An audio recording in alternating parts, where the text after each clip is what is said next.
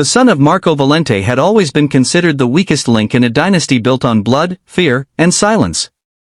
Where his father's empire thrived on intimidation, smuggling routes, and brutal displays of power, Adrian preferred paintbrushes to pistols, symphonies to screams, and the company of books to the endless banquets of gunmen and lieutenants. He was an artist by instinct, a dreamer trapped in a nightmare lineage. His studio on the top floor of their sprawling estate often smelled of turpentine and fresh canvases, a place his father entered only once and left with a sneer, muttering that brushes never fed wolves. Still, Adrian clung to that quiet world, knowing it was the only part of himself unsullied by the shadow of the Valente name. On the other side of the city, far from the marble corridors and guarded gates of the mafia's palaces, Detective Samuel Rivera's daughter, Elena, grew up in a home defined by duty and discipline. Her father had spent decades locked in a silent war with the Valentes, his walls covered with case files, evidence photos, and maps pinned with red threads leading always back to the same name, Marco. Elena's childhood had been punctuated by sirens, by the late-night phone calls that stole her father away, by the way he carried his weapon even to family dinners. Yet, despite his obsession with justice, he had raised her to believe in compassion, in the possibility of light within even the darkest corners. While Samuel Rivera's hands trembled from years of chasing ghosts he could never capture, Elena found steadiness in music, in writing, in her quiet refusal to be hardened by her father's relentless war. It was at a gallery exhibition, a rare event where both worlds brushed shoulders without even realizing it, that Adrian and Elena first crossed paths. He had been persuaded, reluctantly, by a friend to display some of his paintings, canvases filled with fractured cityscapes, lonely figures caught between shadow and light, and bursts of color that spoke of yearning and silence. Elena had wandered through the crowd, notebook in hand, jotting impressions and sketches of her own, when her eyes caught his work. She stopped before a painting of a man standing on a bridge, his reflection in the river beneath him more alive, more vivid than the man himself. She whispered something barely audible about how reflections often reveal more than the surface ever could. Adrian, standing quietly nearby, overheard her. Their conversation began not with introductions, but with a discussion of illusions, of masks, of how art speaks what mouths cannot. Neither of them knew, in that fragile moment of connection, whose bloodline the other carried. To Adrian, she was simply a girl who looked at his art as though it mattered. To Elena, he was simply a soul who seemed to understand that silence can be louder than gunfire. Hours slipped by unnoticed as they walked the gallery together, their voices weaving through themes of loneliness. The first bullet shattered the illusion that Marco Valente's empire was untouchable. For decades, his word had been law, his name enough to silence men before they even thought of rebellion. But when the convoy carrying his trusted lieutenants was ambushed on a quiet street, it was not by rival families or police, it was by those who knew his routes, his methods, his weaknesses. It was betrayal, and betrayal was the one sin Marco never forgave. The whispers in his house grew louder with each passing day, men questioning his strength, questioning Adrian's absence from the family business, questioning whether the Valente dynasty had lost its teeth. Marco could smell treachery in the air, a rot spreading through his kingdom, but even he could not have imagined that his enemies would use his son as bait. Adrian, torn between his family's name and his secret love for Elena Rivera, had already become a target. He slipped away often now, to meet her in hidden corners of the city, to breathe freely away from the suffocating weight of Valente expectations. But every absence was noticed, every unexplained hour a seed of suspicion planted in the minds of men who served his father. When a photograph appeared on Marco's desk, Adrian holding hands with Elena, it was more than scandal. It was a weapon. Whoever had betrayed him now had leverage strong enough to tear apart two families at once. Elena's father, Detective Samuel Rivera, sensed something stirring long before the storm broke.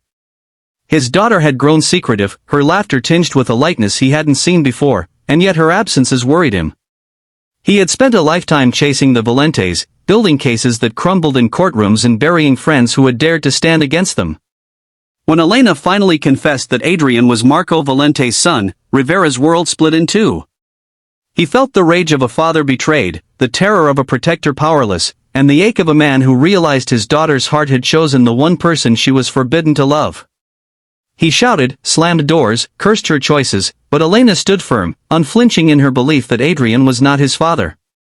Rivera could not reconcile his daughter's conviction with his own hatred, but when she vanished one rain-soaked evening, leaving only her phone behind, every ounce of fury was replaced with fear. Adrian's disappearance followed swiftly after. A message reached him, crude, unsigned, but sharp as a knife, telling him that Elena was in danger, that she had been taken. Against every instinct, against every lesson his father had tried to drill into him about caution and betrayal, Adrian went to the address scrawled on the paper. He never returned. Marco was told hours later, and for the first time in his life, the mob boss felt powerless. His son, his heir, his weakness, his only tether to something beyond bloodshed, had been taken. Fury threatened to drown him, but beneath it burned something rarer, something he refused. Detective Samuel Rivera had lived his entire life believing he understood the world. It was brutal, uncompromising, and governed by a single truth: good men fought to keep the darkness from swallowing everything. He had been that good man once, bright-eyed and ambitious, stepping into the police force with a burning belief that justice was worth every sacrifice. And for most of his life, justice had meant one name, one family, one cancer in the city: Marco Valente. Rivera had chased the Valentes through alleys and courtrooms, funerals and stakeouts, with nothing but his badge, his gun, and his unrelenting hatred to keep him moving. He thought he had sacrificed everything in this war. He had buried partners, watched informants bleed out in his arms, and let friendships turn to ash because nothing mattered more than taking down the Valentes. But he had never imagined that the war would reach into his own home, that the battle lines he had drawn in blood would cross through the heart of his only child. It began as a whisper. A subtle change in Elena's routine, an extra glow in her smile, late nights disguised as study sessions, a softness in her eyes that had not been there before. At first, Rivera dismissed it as youth, as the kind of secrets daughters kept from fathers who were too protective, too tired, too hardened by the world to remember what it was like to be young. But the truth had a way of seeping through cracks, and when Elena finally stood before him one evening, her hands trembling but her chin lifted with quiet defiance, Rivera felt the world tilt beneath him. "Dad," she began, her voice barely above a whisper, "there's something I need to tell you. Something you won't want to hear." Her tone set every nerve in him on edge. He had been pacing the living room, reviewing case notes scattered across the table, when her words stopped him cold. He turned, studying her as though she were a suspect under interrogation. The detective in him catalogued every detail: the way her fingers twisted together, the flicker of fear in her gaze, the stubborn set of her jaw. She had her mother's determination, God rest her soul, and it was both a blessing and a curse. "What is it, Elena?" His voice was clipped, harsher than he intended, but the dread coiling in his gut left no room for softness. She swallowed, gathering her courage. "I'm seeing someone. And before you say anything, I love him." Rivera's jaw tightened. 100 possibilities flashed through his mind: some college boy, some reckless dreamer, someone unworthy of her but harmless enough. He could handle that. He could scare him off, lecture Elena, remind her of the world's dangers. But the look in her eyes told him this was different. This was not infatuation. This was something deeper, heavier. "Who?" The word came out like a demand, sharp and cold. For a moment, silence stretched between them, broken only by the hum of the old ceiling fan above.